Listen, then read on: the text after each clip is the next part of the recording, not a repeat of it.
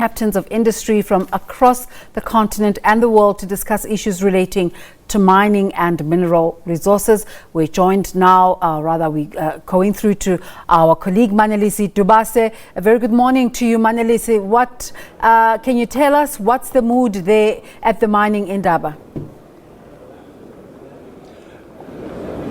Desiree, this is the biggest mining show, if you like, in Africa. I mean, you have more than 3,000 delegates here, 2 heads of state, several ministers from across the continent, and delegates from all over the world. Potential investors are here to come and explore what they can get out of Africa. The continent has resources in abundance, and the issue is the capital that everybody is looking at here. Minister Gwede Mantashe has just officially opened the Indaba and made a lot of very important announcements here.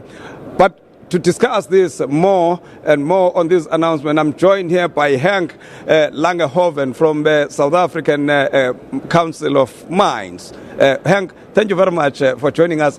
The minister made a very important issue here, that the mines can now secure their own energy without getting licenses just to register. How was that? How did you receive that?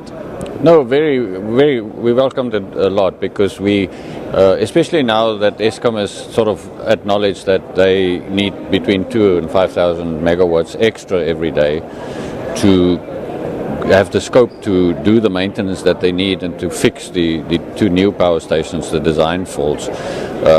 Mining can't be without electricity, and there's been a number of projects planned that the companies have been in the pipeline, but we've struggled to get that through the different regulatory bodies, which includes the ministry, NERSA, Eskom, the local authorities. So this is a huge thing for us to secure, on the one hand, some of our own electricity, but also to hedge a little bit against the tariff increases that is coming from Eskom. So far, how has been this load shedding affecting your operations? It's difficult to tell you exactly what it means in terms of rand and cents. We remember Amplat said it cost them over 740 million because they couldn't produce. But if I can put it to you this way, if you look at the variation in the availability of electricity from Eskom, and you look at the variation, and you overlay on that the variation in our production, you get exactly the same graph. So we used to say we tied to the hip by Eskom, but we actually have virtually the same heartbeat. It is vitally important. We buy 30% of Eskom's electricity. Mm-hmm. But are you prepared right now, to trigger in this announcement which the minister has just mentioned to generate your own energy? Some projects are further than others. Some have been awarded. Sibanye got permission to build 50 megawatts. They actually want 150, but there were so many other hurdles that they haven't proceeded. So some are very close to giving the go-ahead. It won't, I presume you're asking also how quickly will it have an impact. Probably not in 6 months' time.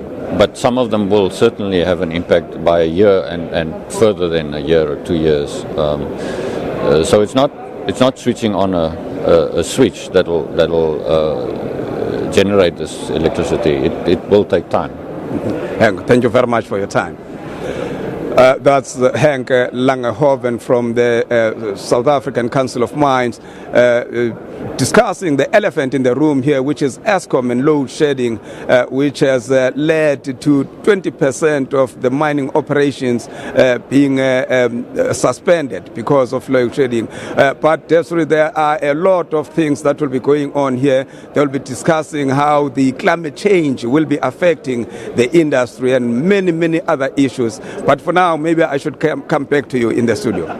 Manelisi, while we still have you, that point you alluded to is quite big. The Minister of Energy and Minerals, Mr. Gwede Mantashe, allowing mines to generate their own electricity. Just unpack that for us, please.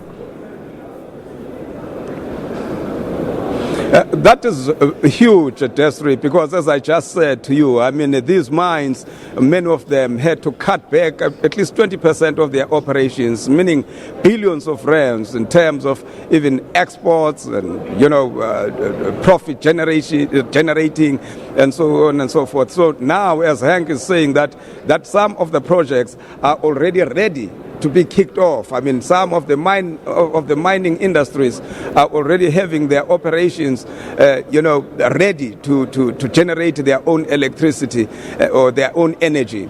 So it is a very, very huge announcement, and it will take a lot of, burden out of ESCOM and not only mines, because Gwede has spoken about other industries as well, including households, those who can be able to generate their own energy.